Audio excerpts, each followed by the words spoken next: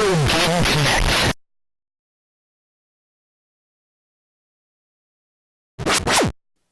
Hello and welcome to Retro Game Connect. I'm Dan Mastriani. I'm Ian Butterfield. And today, we're going to be piloting some giant robots. Zoids? No, not those giant robots. Oh. This even, Transformers. An even bigger franchise. Well, possibly a comparable franchise to Transformers. We are actually going to be checking out Mobile Suit Gundam, Federation vs. Zeon for PS2. Yeah, so... I was always a Zoids kid. Yeah, so you think we're playing a Bandai game, but this is secretly a Capcom game.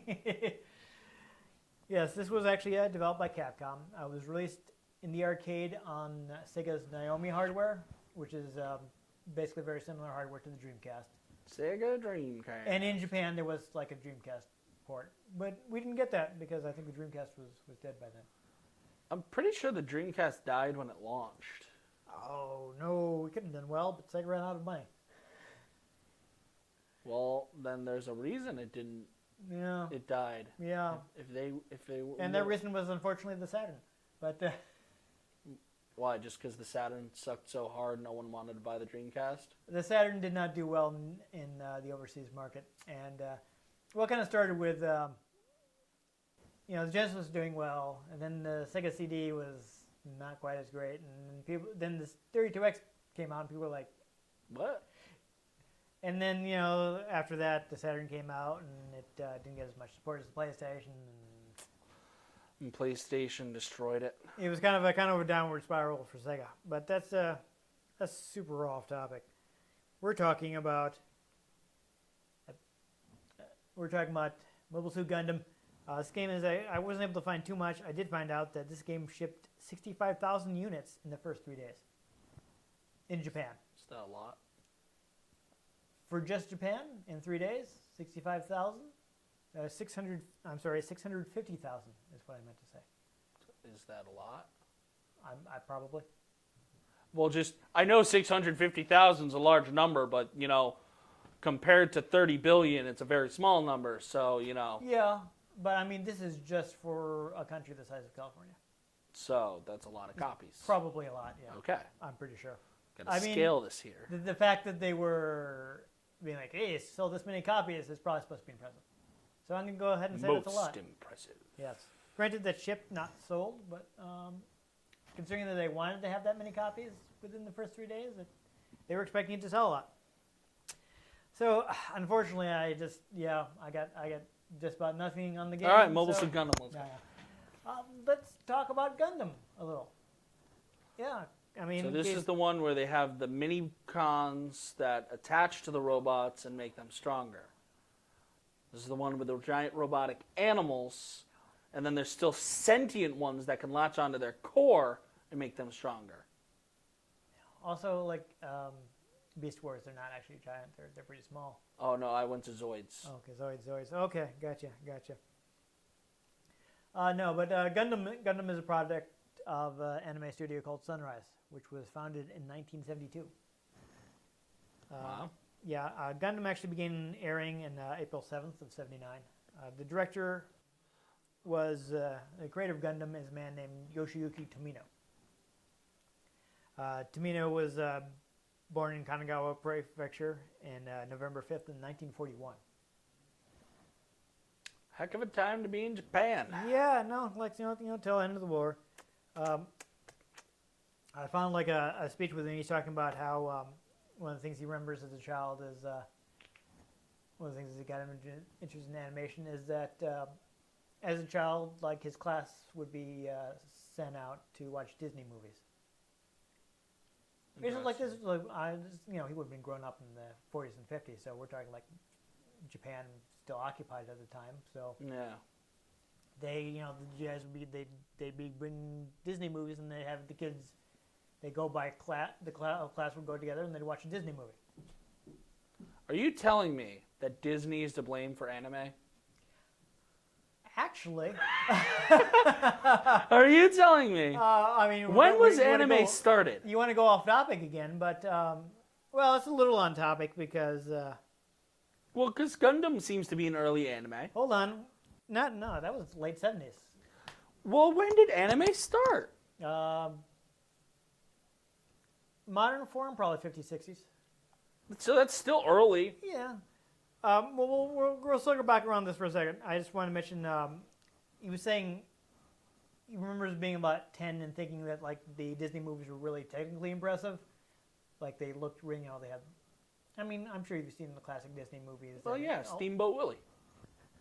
But we're talking like the full length stuff like Sleeping Beauty and. Long and time Cinderella ago, and all that probably, but yeah. But I don't know if you noticed, like, I mean, you think about those. Those are all hand drawn. They have multiple layers of background detail to kind of create depth to the picture. Yep. They are really impressive from a technical perspective. Disney did some really great work there. But I'm surprised he would be thinking this as a 10-year-old, but apparently he thought the stories were too simplistic. Yeah, I'm like, were you really thinking that when you were 10? Are you sure that's not something you thought when you were older, when you were thinking back on it? But I don't know. I didn't talk directly to him. But here's our circling back, because when he was 11, he started reading Astro Boy, the original comic, Astro Boy comic by Osamu Tezuka. Now, to discuss what you brought up earlier, Osamu Tezuka is generally considered, like they call him the god of manga, because he's pretty much the first person to do a serial story in manga. Before that, it was like more like American comics where they just have a joke or something, some short, couple panels thing. I'm having a memory about Astro Boy. Something about how his eyes are like inspired from Disney characters. Yes. The design is kind of inspired by Disney. Osamu Tezuka was influenced by Disney's designs. So Disney is to blame for anime. Disney is to blame for anime because Osamu Tezuka was influenced by Disney's character designs. He was a fan of Disney. He kind of and as American cartoons, and he kind of brought that into his art style, and he kind of set the pattern because. Again, Astro Boy was pretty much the first serial story in manga. And before that, they were more like your daily newspaper comic strip. No continuity, just maybe they have a joke or something. And that'd be we reset it for the next day. And he'd be telling stories. And so he became a big success in manga. I think we talked about Osamu Tezuka before, I think. But he's also a pioneer in the anime industry because he's one of the first, if not the first, to like create his own studio to produce TV series. So like he's cranking out the Astro Boy anime, and before we move on too much, there were the reasons that Tomino liked Astro Boy so much is that he felt like, well, he's looking at this and this has a story, this has depth to the characters, this is something that made him think like, well, manga is something that can actually have some substance to it. It's something that you can actually hold up as art because someone is putting like real work into making a real rounded out work with this. And it's funny that he was so into Astro Boy, he went to film school, and after he got out of film school, the only people that would hire him were Osamu Tezuka's Mushi Productions. So Tomino actually worked on the Astro Boy anime. Which is inspired by Disney. In a way, but he remembered being To be fair, I mean, I enjoyed the Pokemon anime as a kid and Dragon Ball Z, and I'm watching Dragon Ball Super, but like essentially they're also to blame for hentai.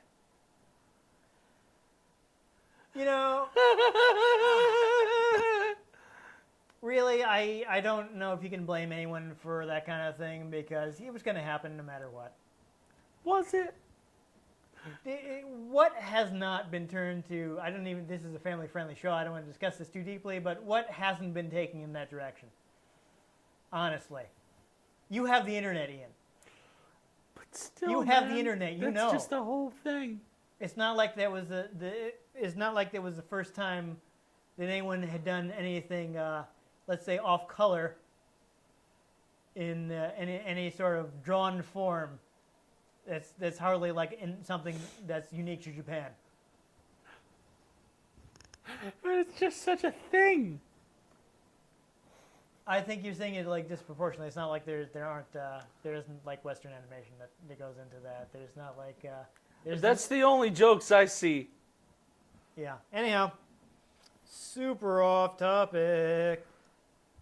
Anyway, fighting robots. Yeah, Tomino was a little disappointed at first when he was seeing like what Astro Boy looked like, because even people who have watched Astro Boy in the U.S., what we got in the U.S. actually had additional frames of animation from what was originally shown in Japan. You know, this is post-war. They didn't have a lot of money. The animation was very limited, and you know, so he was initially disappointed. He's like, you know, like this isn't even moving. Oh my God, is that why Speed Racer is so jumpy? Yet they didn't have a lot of money, so they had to kind of imply as much motion as they could. Makes so much sense now. Yeah, but basically after working on it for a while, he kind of realized that, Go, Speed Racer, go.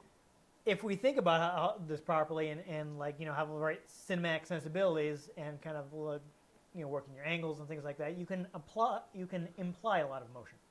Yeah. You know, there's a lot of stuff. There are ways you can make people think that more is happening than actually is. So he said that's one of the first things he learned from working at Mushi Productions. After that, you know, when he got his first directing job, like being in charge of a series, and he's like, okay, well now I'm gonna be in charge of the storyline too. And he kind of felt like that was a big responsibility because, you know, he's being given the task of like conveying a story on broadcast television. You know, a lot of people are going to be watching this. He felt like it was kind of a big deal. He should do a good job of it. He actually like would research writing children's literature. You know, he wrote a lot of books and things on it. And he has a quote which he says that is something that still guides him today. Or at least this is how he remembered the line. Is if you have something important to tell a child, put your whole heart and soul into it, and someday the child will remember it and will understand.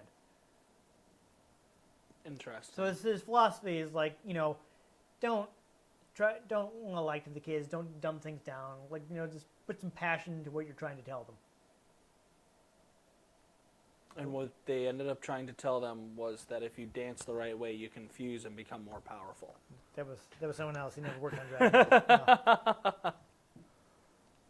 But it's interesting is like he ended up specializing in giant robot shows because he felt like, you know, like you can tell any kind of story with Well, yeah. Yeah.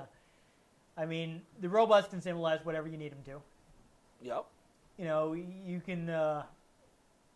They can turn into a gun. They can turn into a gun. They can. But I mean, you can tell any kind of story in that environment. As long as you have a giant robot, the rest of the thing can be whatever you want.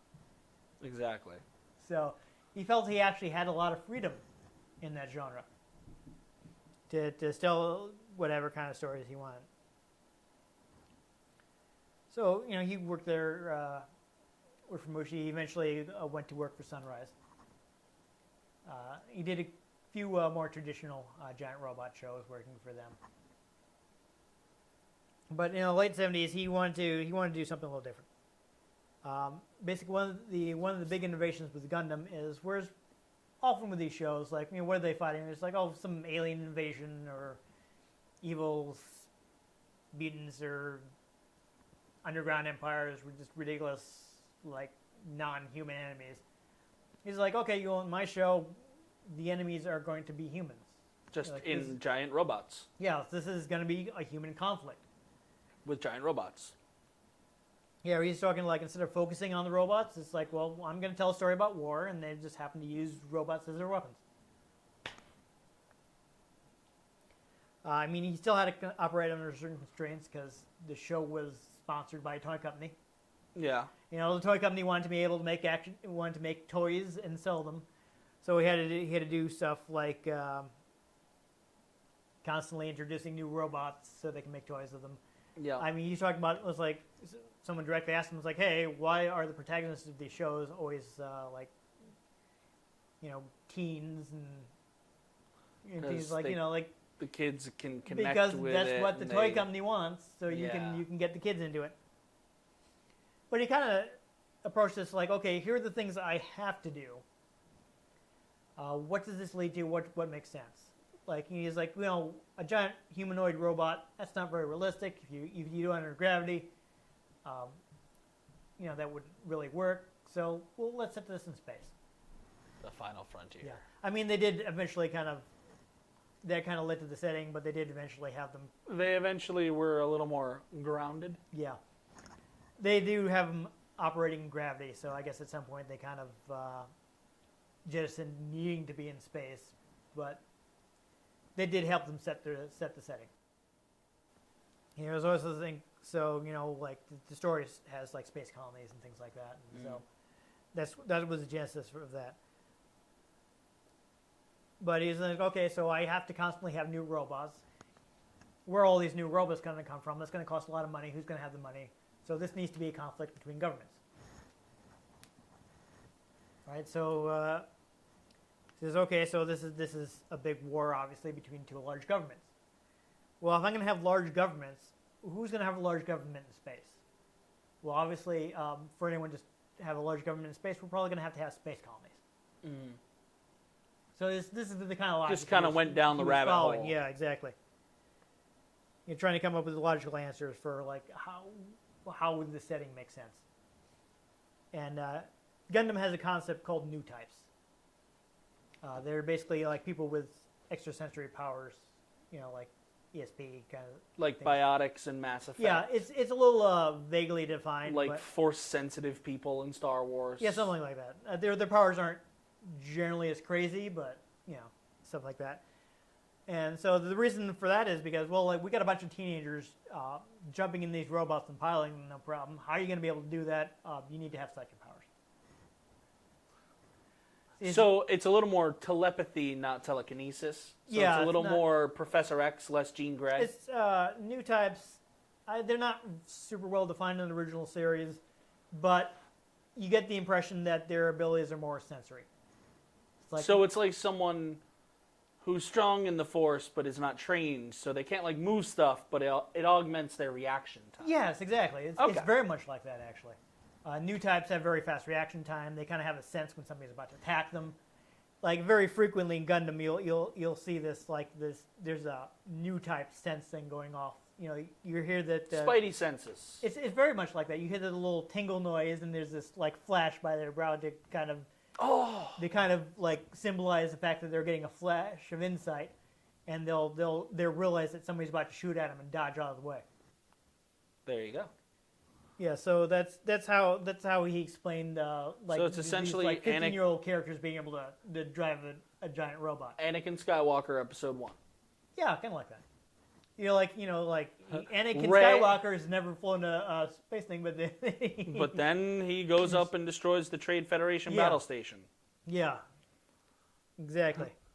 Rey up until like halfway through the movie of The Force Awakens. Yeah, doesn't know what she's doing, but somehow she's. Well, she has that augmented skill Yeah. set because she flew the Falcon like a boss. Yeah, But then suddenly she gains way more power. there's than actually normal. a plot in Gundam toward the end of the show that Amuro is having the main character Amuro is having trouble with the Gundam because it can't keep up with him. Wow. His reactions are so fast that the Gundam isn't moving quickly enough. Wow. They'd actually later revisit this with it's such a big franchise, and later on they would do stuff that was set around the same time, but like kind of side stories. There's one called Gundam 0080, War in the Pocket, and part of the plot of that is one of the characters is testing an upgraded Gundam that's designed to be like fast enough for Amuro.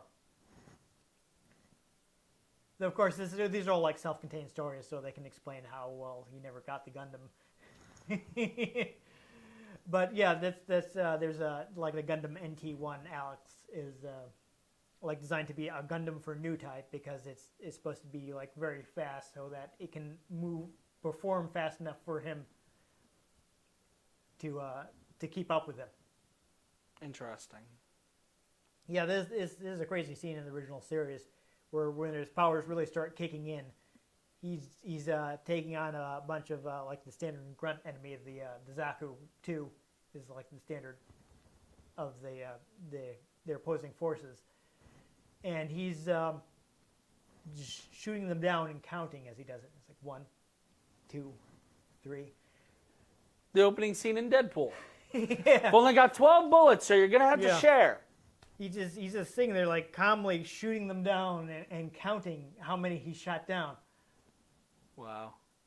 I remember just seeing a message board post when somebody was talking about playing a game where you play as the main characters of the show are part of the Earth Federation forces, and their opponents are the Principality of Zeon. And there's someone was talking about a game where you I think it was like Zeonic Front, where you play as Zeon, and it's like how terrifying that scene is, like because you're playing as someone in the Zaku and you just hear 1, 2, 3, like, oh God, don't shoot me. Oh dang. Because you're on the other side of that and you're like, I'm in the Zaku, 1 shot from the Gundam and I'm dead. Oh dear. Yeah, but getting back on track, the iconic Gundam design was actually done by a designer named wow, this thing moved on me here. There you go. Kunio Okawara. Okawara actually used to work at Tatsunoko Productions, who are not that well known in the U.S., but pretty big. Well, I don't know them. Yeah, they're a pretty big name in Japan. He personally worked on Gatchaman and Tekkaman.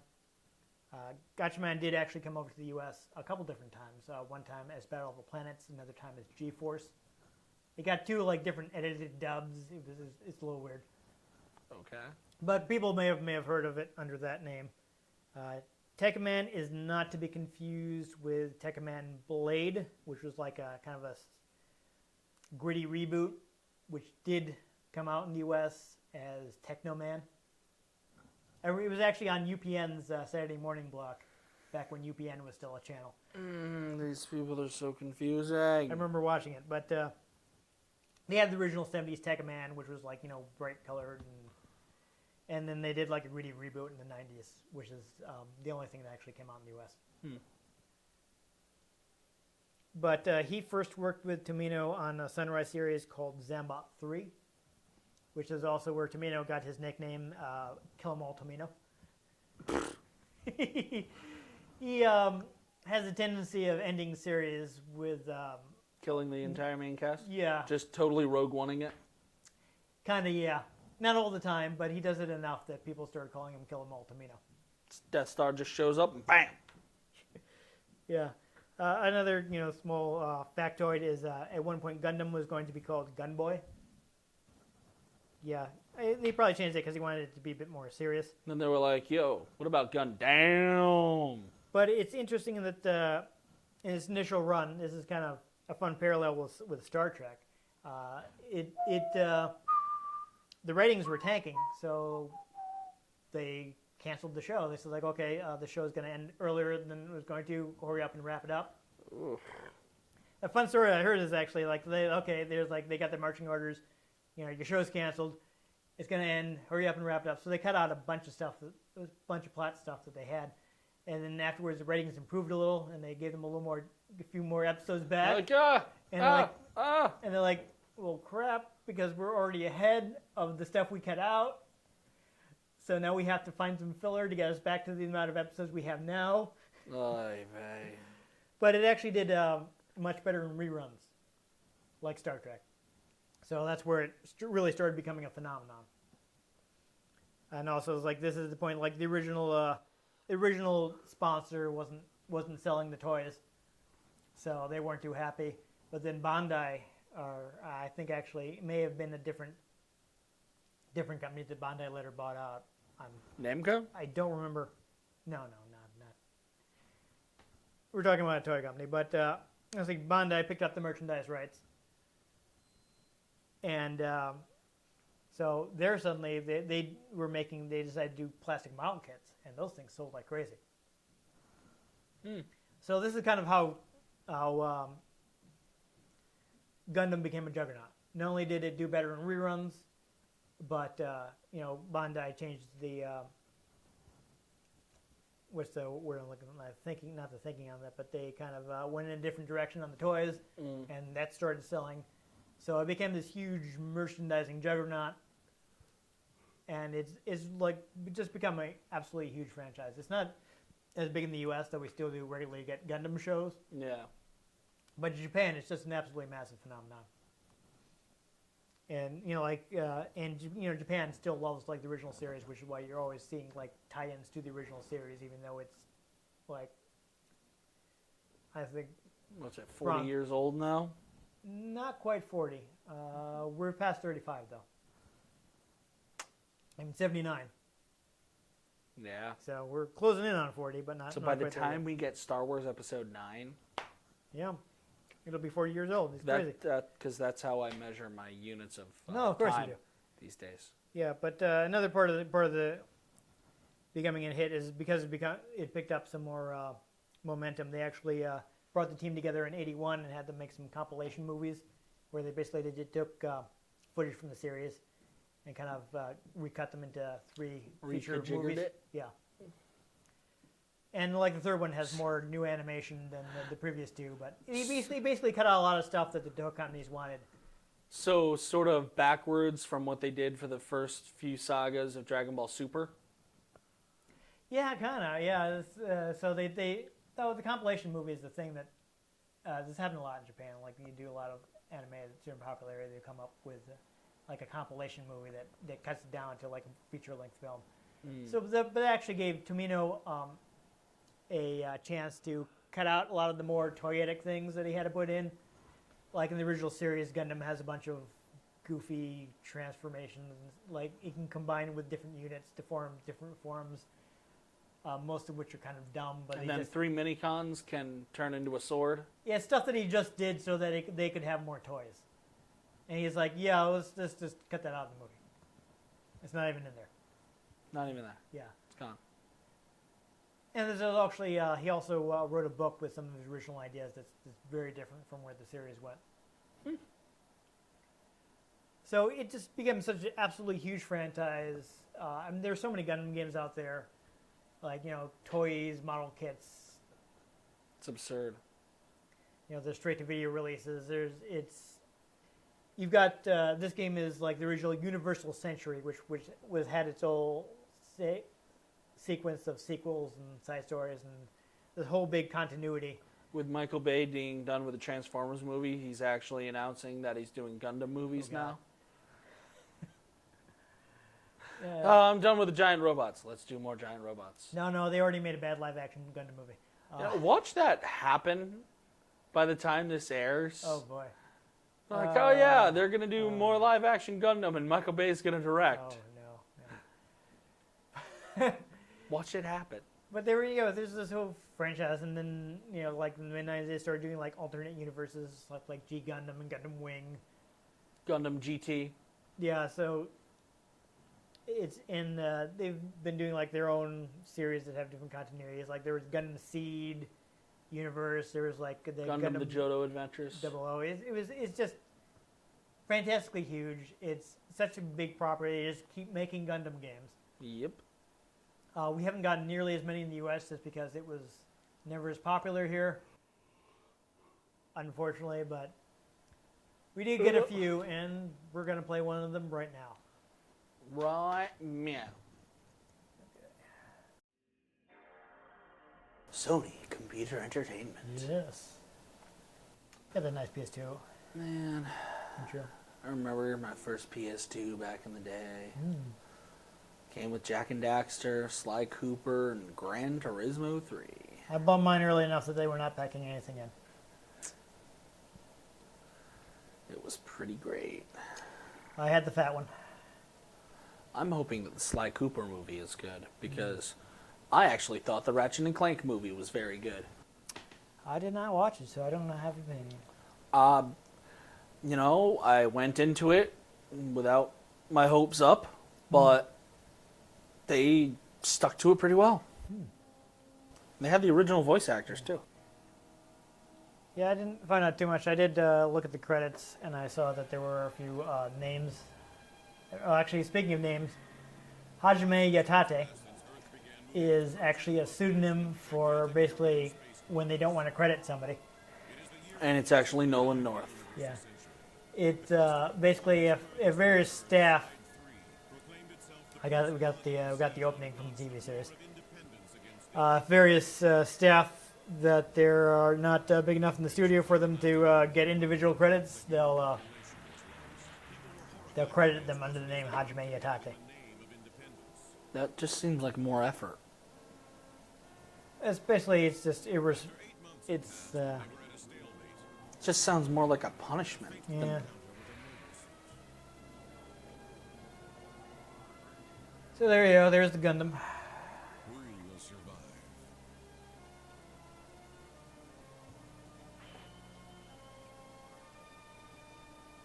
Mobile Sweet Gundam. Yeah, so this is fun, and it's got a lot of detail from the show. This is the deluxe version. I don't know if there was a home port. Comes with fries and a yes, drink. exactly. I don't know if there was a home port of the standard version or if that was arcade only. But this is all we got. They just label it as Gundam versus Federation versus Zeon because we never Versus got Capcom. a non-deluxe version. But this is all we received in the U.S. So I think we'll go ahead and play arcade mode. Arcade. Yes. I'm going to, I don't know if you want to press start right now. I don't know. I'm going to choose to be the Earth Federation forces because I don't feel like being a space Nazi. You don't feel like being part of the First Order? No. Really hammered home Can you select things at all? Or, okay. Nope. Really hammered home the Nazi imagery in The Force Awakens. Yeah. There's a lot of it with Zeon too. So, is that what I was using? I'm actually going to enter the default name. Because if you use a default name, you actually get the picture and the characters and voices from the characters. So obviously the Japanese version. Go ahead and play the Gundam. You can choose various weapons for your suit. Yes, also the Gundam. Amuro launching. Uh-oh.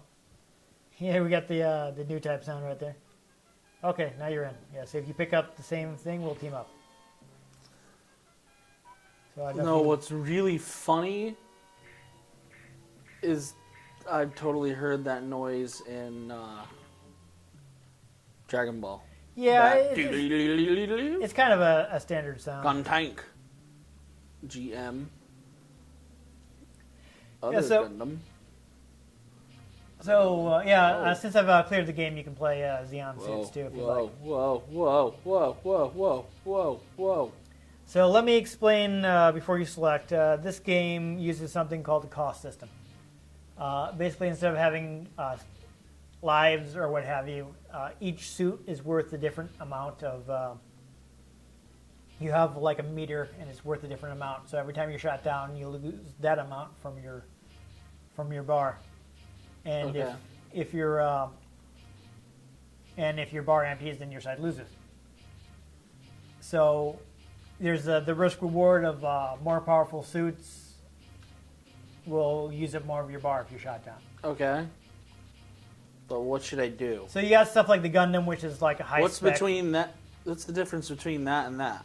That's the ground Gundam, so you can only use it on ground. The stats aren't quite as good, but it costs less.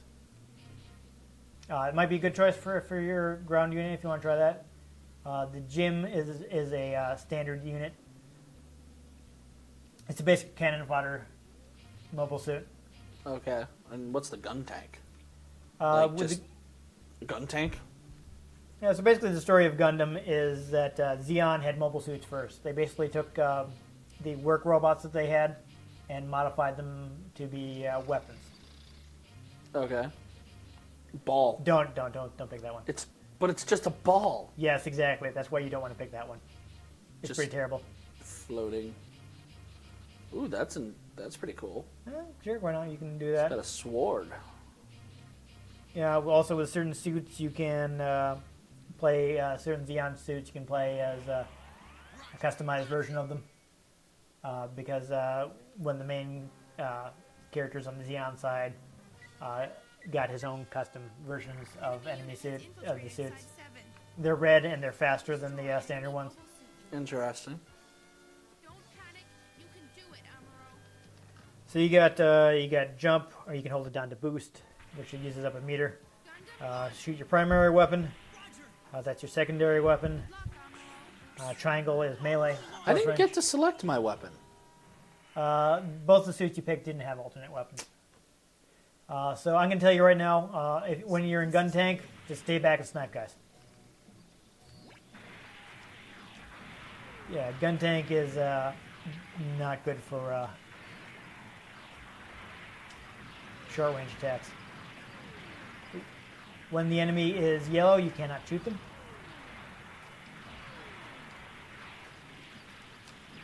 Oh, nice. You hit him. You see, you get a little warning when it flashes, it means somebody's about to shoot at you. I see you right now. There's Shar Zaku. So he's. Oh, jeez. He walked right in front of my cannons. Yes, apparently there is friendly fire. Good to know. The technique with this game is to basically know when the guys can't dodge. You can double tap a direction to do a little sidestep.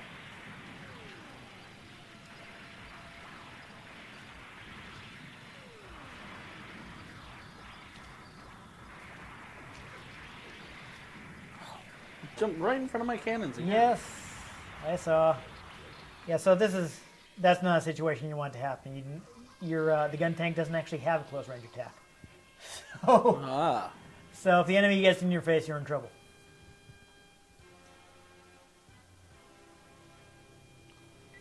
With the lightsaber there. Yeah, yep. No, it's basically just a lightsaber. Better ranks, the better your accuracy and evasion is, the better your rank. If you're good enough, you'll actually get like a new type rank. Cool. So now you're gun cannon. So gun cannon is kind of better in mid range, but you do have close attack if somebody gets in your face. Cool. So you can hit the triangle button to square. So this is actually I can hit the triangle button to square. You can hit the triangle button to square up with them. Hit them. Ah. This is actually something that's new for the deluxe version.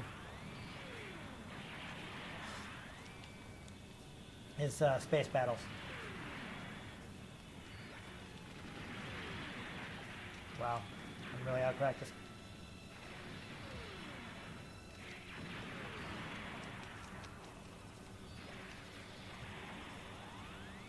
So basically, the regular version didn't have the space battles. So that's one of the things that makes it deluxe. Plus, that like the ground Gundam is something that they added. That's actually it's the only unit in the game that's not from the original Gundam series. That and the ground gym are both from a spin-off called 8th MS Team.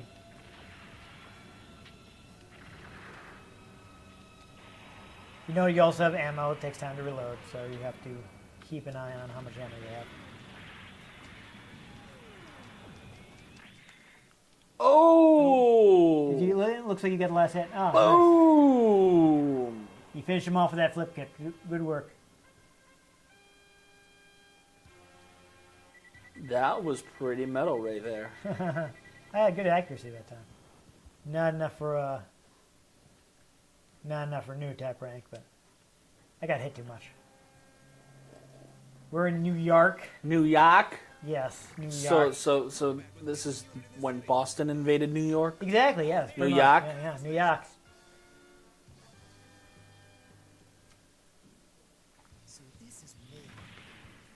I'm a tank on a building. Yep. Useful thing is actually, I think you just noticed that you hit that Zaku. Your cannon will actually arc, so you can fire it over obstacles. Whereas for me, I have to make sure I can see the Zaku before I can shoot him. I'm just sort of chilling up on this building. Oh, That's fine. Oh. That's not a bad idea. You know, keep your distance and. Come on. Bam! Dop. Yeah, that is not something we can actually use. That's just a like a tank Ah. or a fighter. I forget.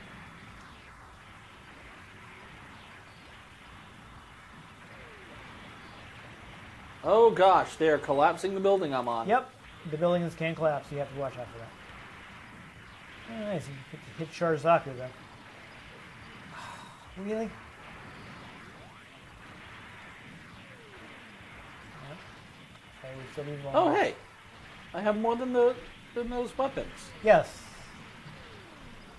I didn't realize triangle and Yeah. R2 were. Yep, R1 and R2. Actually, for me on R2, I have like a jumping slash. Boom.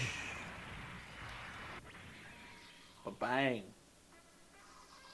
Oh, and look, I actually killed him with it. That's fine.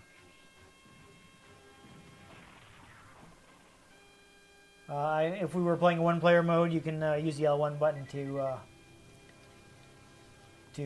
what's the word I'm looking for? To issue commands to your computer partner. Nice. Talamacan Desert.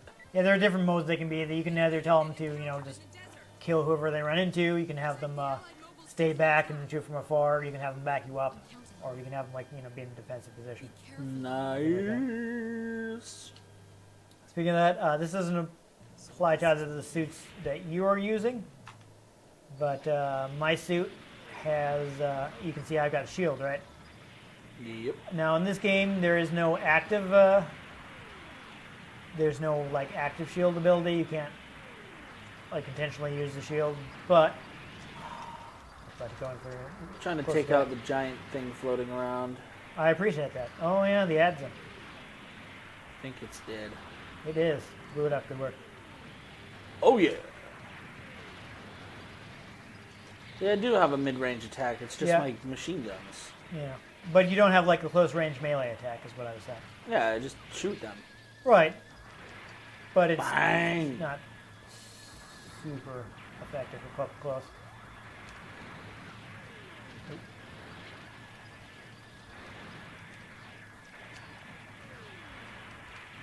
Yeah, you definitely don't want to get up close with the goof. It has a really good short-range attack. Pew! But you see his shield kind of exploded. It was like, no. And mine is cut in half. So you can't actively block, but if an attack hits your, a range attack hits your shield, it'll actually absorb a couple hits for you. Interesting. So does actually make sense, for instance, to if you're playing the Gundam that has a shield on the left, to circle when you're circling guys, move around the right, so your shield will be more. So it's likely like pew, pew, pew, pew. Yeah. It's kind of like in the classic, the original Legend of Zelda. Is it? The original Legend of Zelda, you can't actually actively block, but if you're not... Oh! I just knocked that guy right out of the air and I wasn't even aiming at him. Yeah, but if you're... That's what I'm looking for. If you're not doing a sword attack in the original Zelda, you can actually block things with your shield.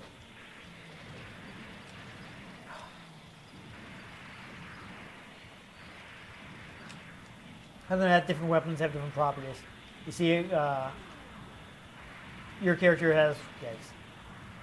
I love that there's aerial kickback when I fire my major cannons. Like if I'm up in the air, I get thrown backwards. Oh yeah. Ooh, I'm in trouble. Oh no. You see, we lost a lot because I got shot down. Really? I got exploded. Yeah, we gotta not die again.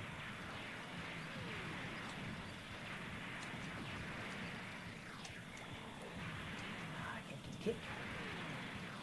It's all right though. They're almost dead too. So we just need to take out one more guy. There we go. They come with different properties depending on what we have. You know, it's like my character has the beam rifle. Those will actually go through enemies. Yeah. You have like solid weapons, so if something like a machine gun, you can actually stun guys with it because you're shooting out multiple shots. So it's going like ooh. So against a single guy, it can be very useful because you can kind of stun lock him. Yeah. But against multiple guys, you've got the beam rifle, and if you line the shot up right, you can hit multiple guys. Pew on this. It's like the beam rifle in Halo. Yeah. Bonk. Oh geez, the grab move. Where am I being shot at from? The gak, huh? And this is probably not good for me. I'm underwater. Gundam's not great underwater. Fortunately, it is a super powered prototype, so it is Here's what I don't fairly understand. effective. Where am I getting shot from? you see the arrows will tell you where. Yeah, except there's nothing around me. I don't know. Try, hit the targeting button. Oh boy. That's what I was doing. Yeah, taking on this Zagak underwater is not really working out well for me. Oh no! Oh, good, I blew him up. All right, I blowed up. I'm getting out of the water because it is not good for me. I do not have an amphibious suit. Oh. Okay, he can't see me from there. Ah, I caught him. Oh, it's a freaking crab, bro. That thing is dangerous because it's a mobile armor, so I'm going to suggest we focus on these guys.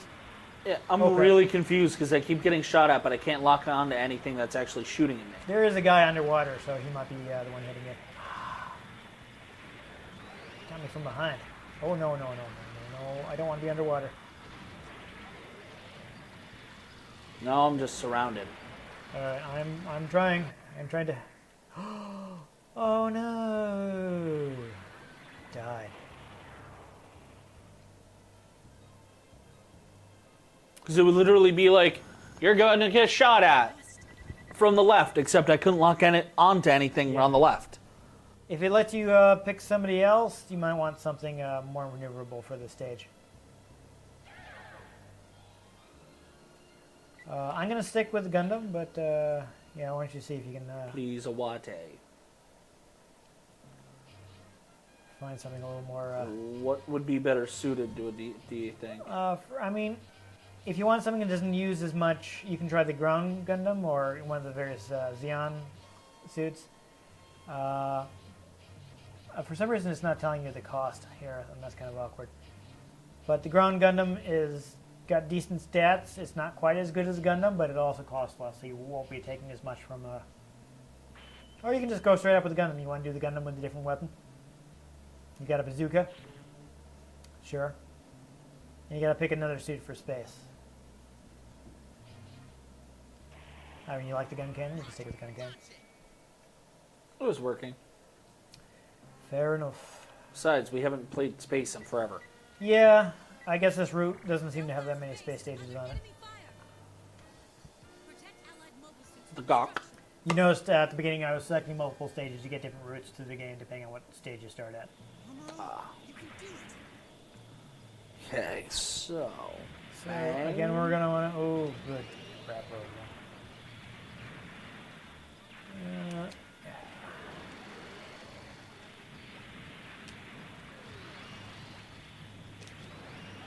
yeah, so this guy is in the air, and he can't... Whoa, can't dodge me. Ooh, I knocked one of them out big Nice. time. Yeah, but you want to try and find points at which they can't dodge. Like, they're vulnerable for a minute right after doing the sidestep. Sure. Well, have you been using your sidestep? Okay, I think we're going Do to you have a sidestep? Yeah, double tap a direction. But right after you come out of that, you can't move again for a little bit. Yeah, I think the Grab Bro has like artillery, so that's what they're doing to us. I did not want to do that. Grab Bro can't dodge, so let's.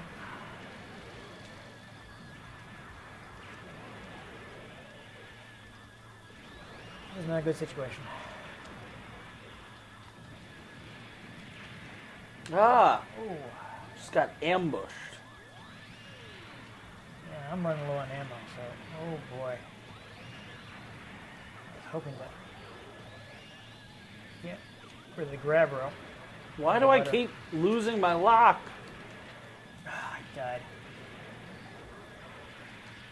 Oh, you got him. Good work. With 4 armor remaining. That was close because I I just dropped in on him with the lightsaber. nice. I just respawned, so we would have been we might have been in trouble if you died. That's the danger of having like 2 Gundams is that's like 2 lives. But something we're not really noticing that people at the home may be checking out that I want to point out is Or in the coffee shop. You don't Yeah. know where they're watching this. Fair This is enough, the fair enough. internet, man. I hear what you're saying. The game has got like not just sounds and voices from the show, but it actually a lot of music is straight out of the show, if not all of the music.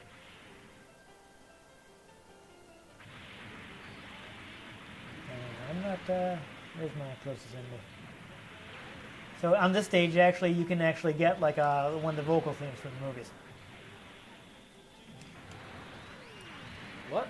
So you'll be walk out of the bombs. Yeah, and so it threw me in front of an enemy. Oh, that's good. Yeah, you want to be careful of that because the autopilot can Yeah. do things you don't want to do. Horrible.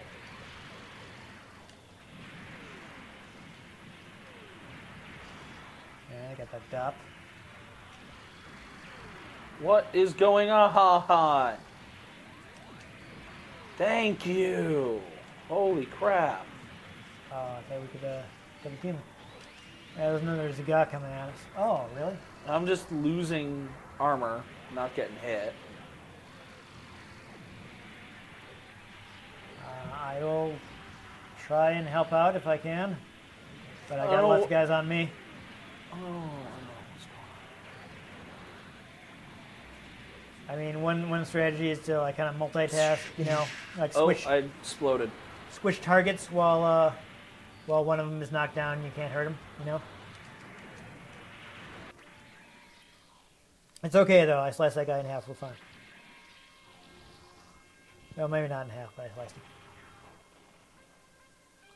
The lock-on has something to be desired. Yeah. Well, this is the first game in the series. Because I will literally be fighting someone and then the lock-on just moves somewhere else. I mean, you sure that guy didn't die? No, usually they what will happens. continue to shoot at me. So I'm pretty sure they're not dead. I'm not sure what's happening. I can't really take the attention off of my side I don't of the screen know. I don't know what's going on here. to try to help you out, Things are moving pretty fast for me too, so there's a lot of cover here, so you gotta be. Get wrecked. Yeah, I'm gonna let you finish that guy off so we don't shoot each other. That guy. Oh, Can I help you? oh, it's Shar. I don't know if it's actually Shar, but it's Shar Zagat.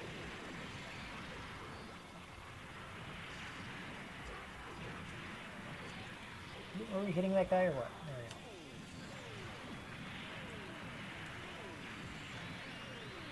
we go. Alright. See now, you saw he was shooting there, so he couldn't move for a second, which gave us an opportunity to dodge around and hit him. I'm gonna take on the Zoc over here while you're taking on that guy. Especially since friendly fire seems to be a thing. Oh, I was about to get shot.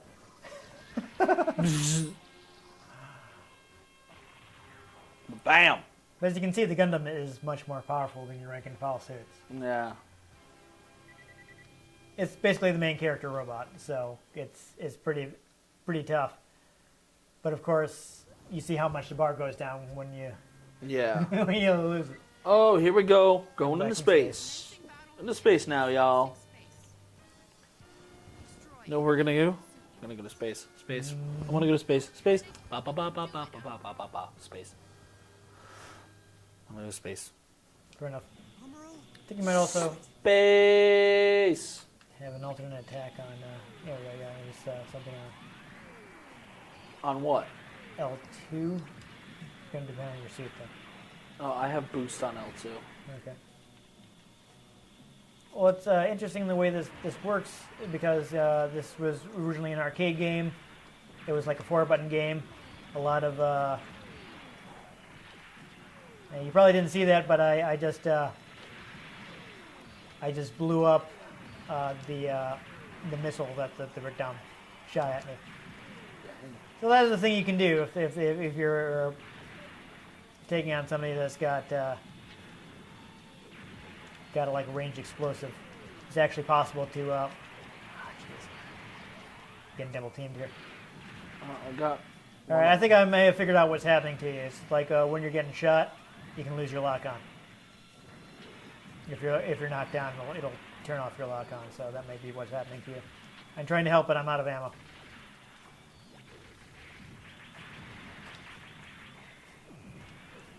Okay. Oh, I died. Where did I even get hit from? I don't know. Well, we're probably getting hit, getting toward the end of the game here, so we'll continue again. I think we can.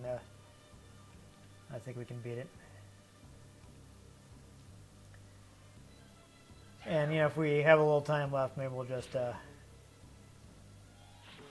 not actually play, but show what some of the extra modes are. All right, let's go. Let's load. Yep. So we got Captain Bright giving us our mission. Yeah, the American actor, as far as I know, is still just fine, but the original Japanese voice for that character has unfortunately passed away.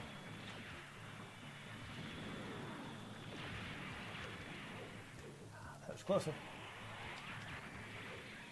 There we go.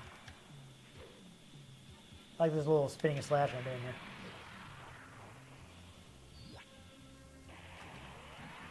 There are fun little details in this game.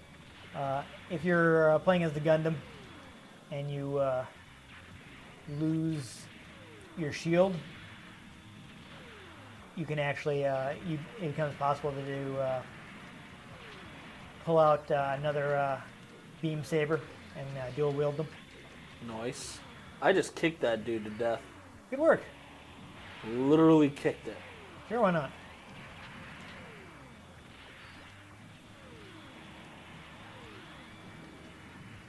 Jeez, I keep running out of ammo. Oh, yes. I have to say that went much better. Most indeedly. Mm-hmm. One of the things you do have to be aware of, at least with certain suits, is the time it takes you to switch from using your ranged weapon to your Yeah. Actually, in mine, it's not much because I just kick. You just kick the guy, exactly. For me, I have to pull out the sword, so it takes a little bit. So you gotta time it right. Alright, so this is actually a pretty pivotal part of the series. Is you see these? You see on this side, these are mirrors, right? Sure. Let me reflect on that. Yes. Okay. Ow. This is basically a Federation super weapon called the Solar System. It's designed to focus sunlight. Isn't there a James Bond movie about that? There might have been, yes. Oh boy. Oh, Gilgul, best interest. Oh, really? I got missiled in the face.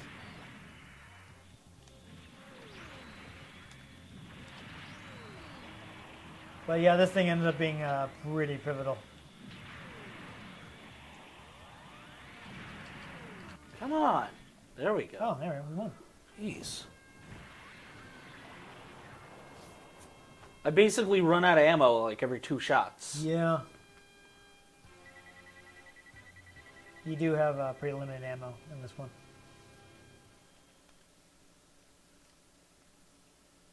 Which is kind of rough in the space stages because you're usually not that close to your enemies. Oh. Landed on the surface of the Space Fortress Solomon. All right, so this one's gonna be though. So they're treating it like a space stage, but we're in gravity, so you'll be controlling it like on the ground.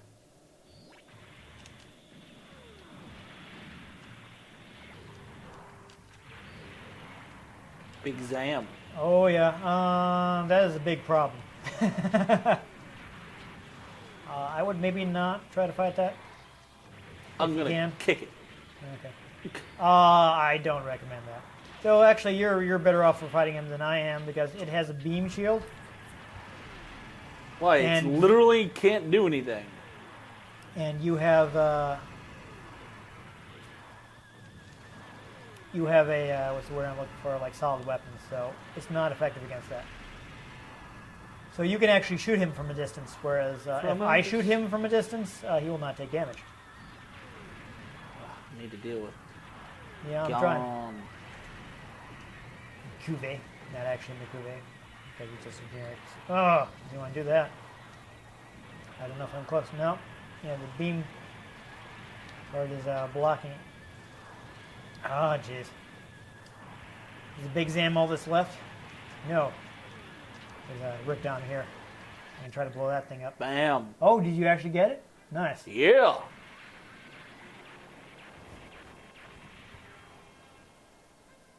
Good work. Oh yeah. Yeah, so you had those cannons, so those were good for him.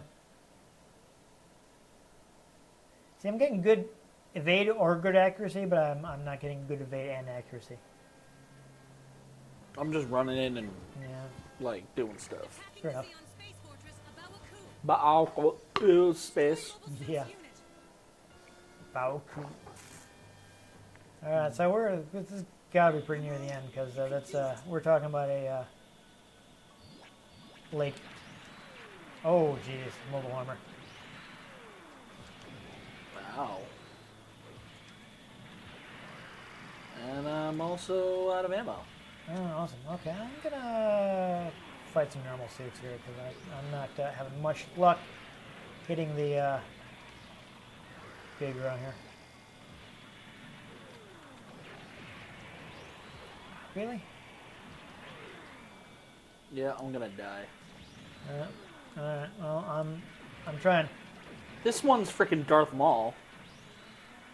Got a dual-bladed lightsaber. Oh yes. The Gilgug has the dual-bladed lightsaber. Or, well, not a lightsaber. That's a trigger. Come on now. But yes, it was oh, good Zeon. So there Yes, we that's go. fine. All I could Okay. lock onto was that thing that I can't actually land a hit on. Oh yeah, the big road. and then everything else was shooting me. Yeah, but no, I just took out the Zeong, so that's good because that is a major unit. Basically, at the end of the series, that's And I still have no ammunition. oh boy. And I died. I'm Oh, trying I not still have to a die. life left. As You died. I was trying not to die, but I should have looked for some different targets. Alright, let's go. Come on. Yes, the Zeong, which we did actually manage to successfully beat, is the unit that destroys the Gundam at the end of the series. Really? Yeah, well, it's kind of mutual destruction, but that's like basically like the final boss robot, you know. Dang. You know, Amuro in the Gundam and Char in the Zeong, and they have their big final battle. All right, so I'm gonna try to ignore the big row as much as possible because he just seemed to be trying to be grabby, and that's not really effective. But we can't hit him, so I'd say we should focus on Yeah, kick the crap out of it. the Gilgugs and Got the one. Zeong and stuff.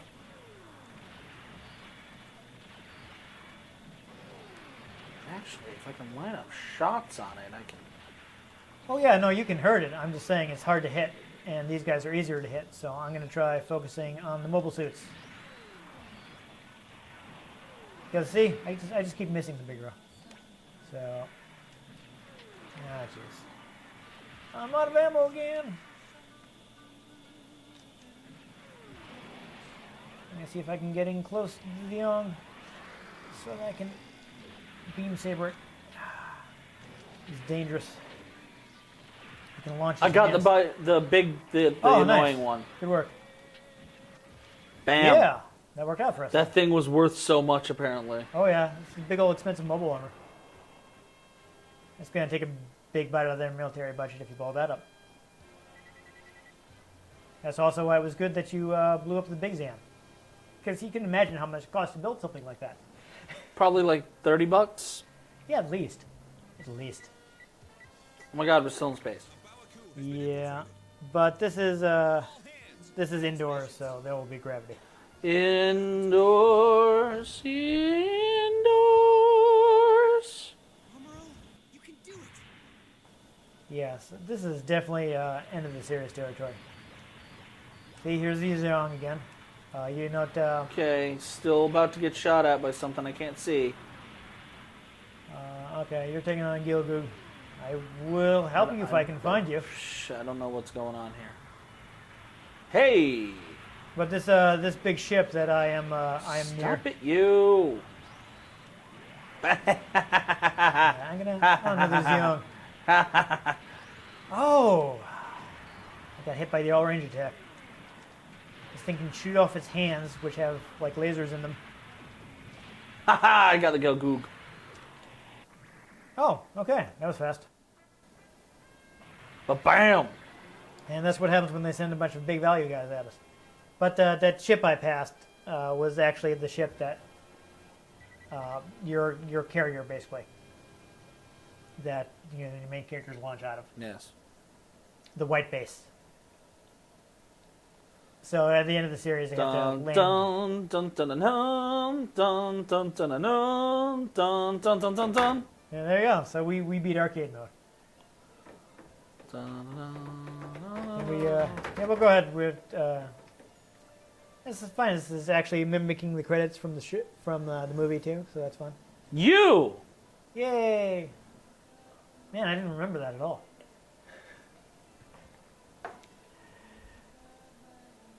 Alright, but we can go ahead and skip them. Yeah, if you want to see the credits, beat the game yourself. But just a quick explanation: versus mode lets you pick any stage, any suits, And fight them? and fight either each other or team up or Wow. have the computer face itself, whatever. And campaign mode basically casts you as a nameless grunt who has to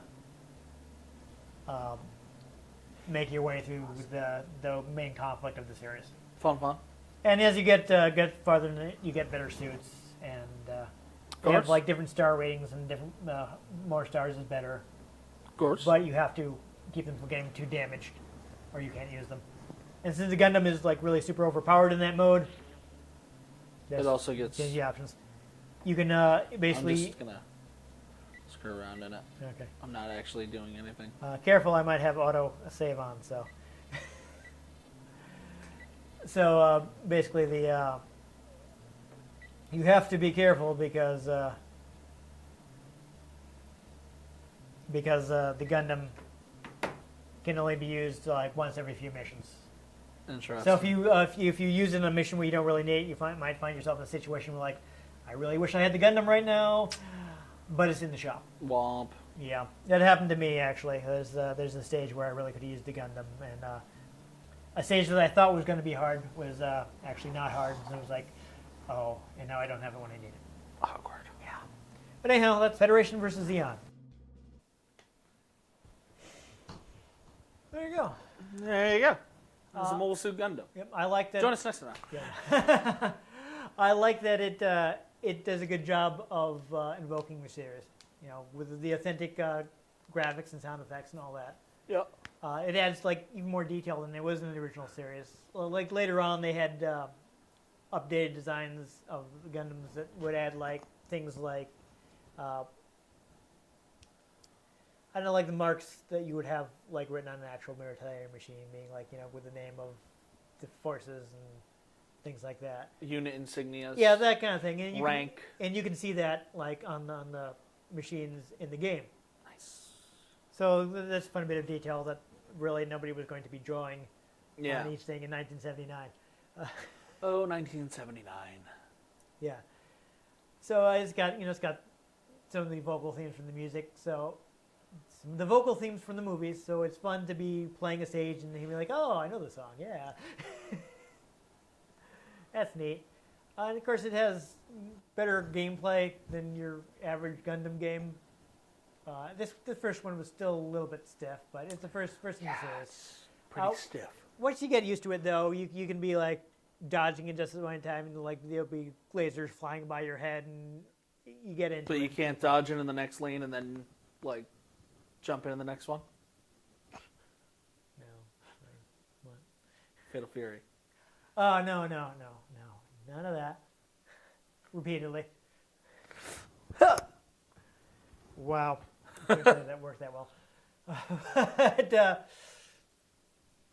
have pretty good gameplay. I mean, there's a decent variety. You can see in this one there's definitely a lot more variety on the Zeon side. Because, again, they were the bad guys in the series, so they had to keep having new robots for the Gundam to blow up. Yep. But they've all the voices are done by the same people that dubbed the show. So the game is It's all Peter Cullen and Frank Welker. Yes, exactly. The game is English voices only, but it was done by Ocean Studio, who did the dub for the TV series. Nice.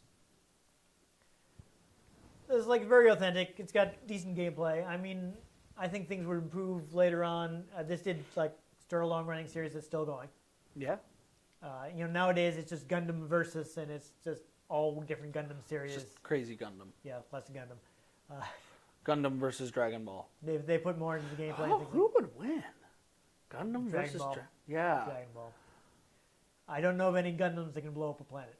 True. I mean, even just face Vegeta, or not Vegeta, Frieza against one of those, and he would probably wreck it. You can say Vegeta, when Vegeta first appeared, he was able... Well, I don't know. I think that was only in an anime, so... No, actually, not the Gallic Gun would have blown up the planet, wouldn't it? No, that's like his Kamehameha. Yeah, but he was saying wasn't he saying he was going to blow up the whole planet? Yeah, but that was Frieza's bag. Yeah. Where, he's like, I will destroy the planet in 5 minutes. 30 hours later. Yeah. I think it's longer than that, actually, but... Jeez, I mean, could Krillin take one of those? Just Destructo Disc. Bam! Late enough, if it's late enough in the series, yeah. Dragon Ball is kind of ridiculous. Yeah. Just keeps having to one-up itself.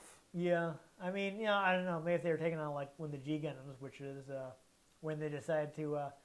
I didn't really mention this in opening, because Gundam is kind of the genesis of a genre of giant robot shows called real robots, where the robots are treated more like weapons of war, kind of more realistic leaning. Obviously, just like a giant humanoid robot is Sort not of realistic, but sort of like Pacific Rim. it's more toward the realistic end.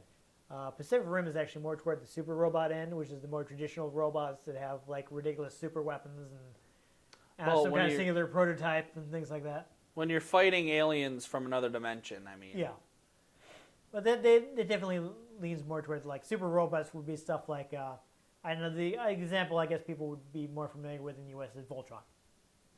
Yes. Voltron is a super robot, right? It can fire gigantic laser beams. It's got that sword finishing move that always finishes the enemy. Yep. With the stock footage slash and all that. Or Optimus when he's in certain forms. Optimus Prime. Some of the Transformer stuff leans toward the super robot stuff. Like your example of that is Mazinger Z, I guess to use the closer to the Japanese pronunciation, which was released in the U.S. as Transor Z, but it wasn't as big here because we got it 10 years late. So we were getting that in the 80s with like 1972 animation.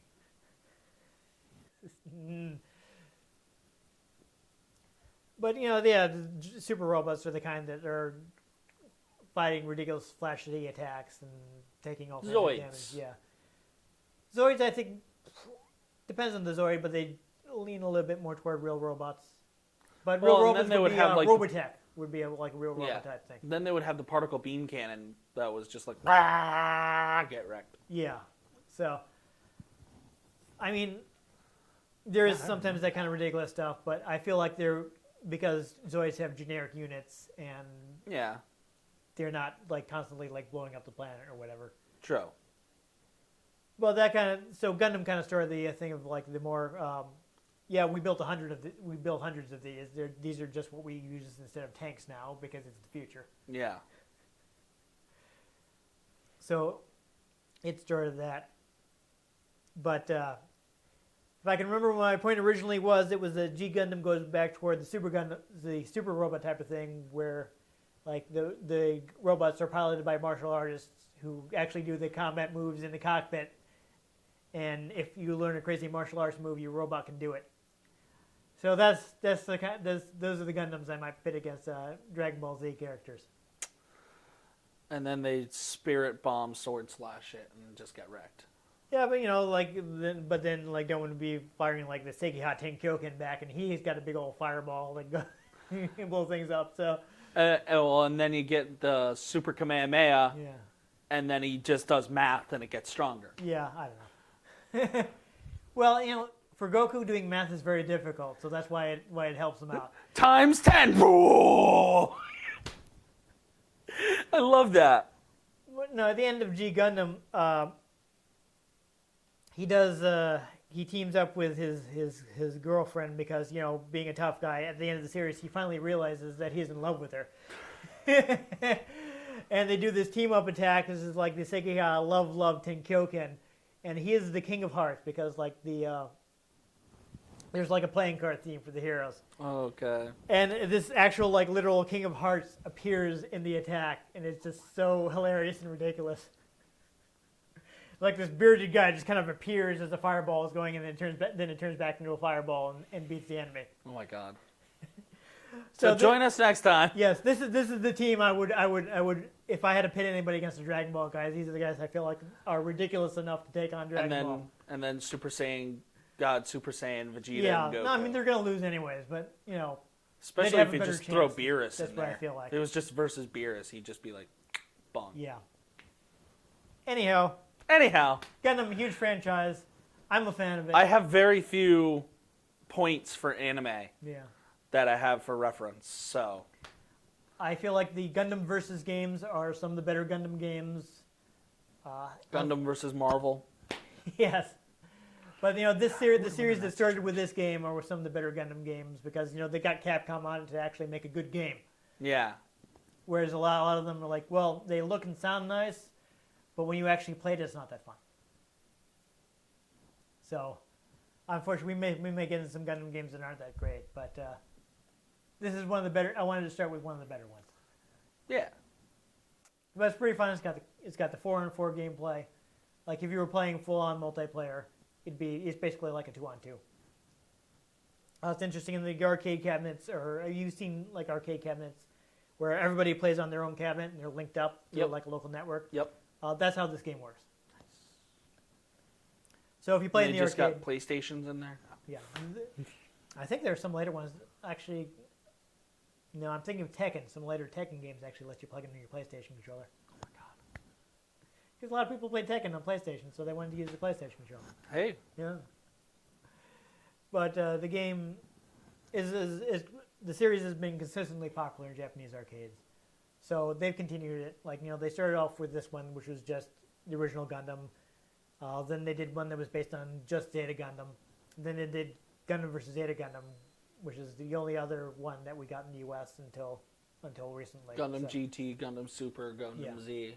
So they did a few, like, they're based on particular series, but then they got, like, you know what, we're just going to do Gundam versus, and we're going to have mobile suits from every Gundam and have them all fight each other and be a big, fun, competitive game. Whatever happened to Zoids, man?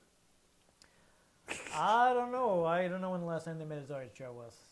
I mean, That was some good stuff back in the day. I think it started off as a toy line, so I don't know if the toy line is still in production. I think it was from Tomy. Well, and there was There are- like 3 different series. There was the one that was like them just like, oh, we have robots and we fight them in competitions, and then these guys are trying to come in and take over the world. And then there was the one that like went into the past, and the Zoids were a lot more primitive. And then they had the Zeke, the one little like Tyrannosaurus Rex one that was autonomous and would attach himself to the core of the Zoids and freaking make them stronger. The one I saw the most of was the one with Liger Zero. Yeah, that was the Yeah, was the first one I Yeah. talked about. Yeah. Where that's, the Liger Zero would Yeah, had they were like the Liger Panzer. They had a couple of them ones where they tried to treat it more like a war was going on. Their weapons of war were Zoids. Yeah. Which is why I said it leaned more toward the real robot stuff. But, Yeah. Well, that was the one that kind of went into the past because there were people living in like villages with sticks. Yeah, I feel like there was more. I don't know. There may have been more Zoid stuff. We didn't get much in the way of Zoid's games. I know there was one released on GameCube. I played it, but I've never owned it. So unfortunately, we probably won't be able to check that out unless I happen to run across it like a game store or something in the cheap. I'm like, You never know. You never know. If that happens, maybe we'll play some Zoids. But we will definitely play more Gundam games in the future. I'm sure. Yeah, I bought a lot of them. I don't know why. I think I have a problem. Some of them are actually good, though. So hopefully we'll be able to pick out some good Gundam games. Maybe. But anyhow, if you enjoyed us championing the Federation against space Nazis, And going on about anime. yeah, because face it, Zeon in the original series, they're basically space Nazis. I don't even defend it. First Order. They reference it in the series. Giran Zabi's father tells him, "Have you ever heard of Adolf Hitler? Because you're acting a lot like him."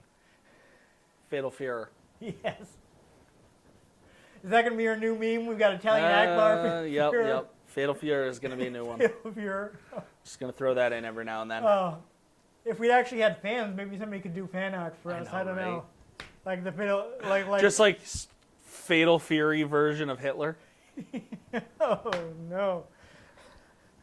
I don't know if I want to encourage that. Why not? Make fun of him. Yeah, I guess if you want to say it's that way. What's he gonna do? Kill you? Yeah, he's definitely dead now, whether he died in World War II or not. Unless he's cyborg Hitler. Yeah. So we're really off track now. Anyhow, if you enjoyed Gundam versus Thing episode, yes. If you want to see future episodes in which we'll play games that don't involve Gundam, but probably also games that do involve Gundam, make sure you subscribe to our channel. I've been Dan Mastriani. You can catch me on Twitter at @NewTypeCola. I'm Ian Butterfield. You can find me on Twitter at ENG Butterfield. You can find the show at RetroGamesCNCT, Facebook.com/RetroGameConnect, and RetroGameConnect.tumblr.com. Let us know what you thought of the games we played. Let us know if there are any games you'd like us to play. If we can get our hands on them, we might just play them, or we might just tribute them to our robot overlords. And most importantly, make sure you join us next time on Retro Game Connect.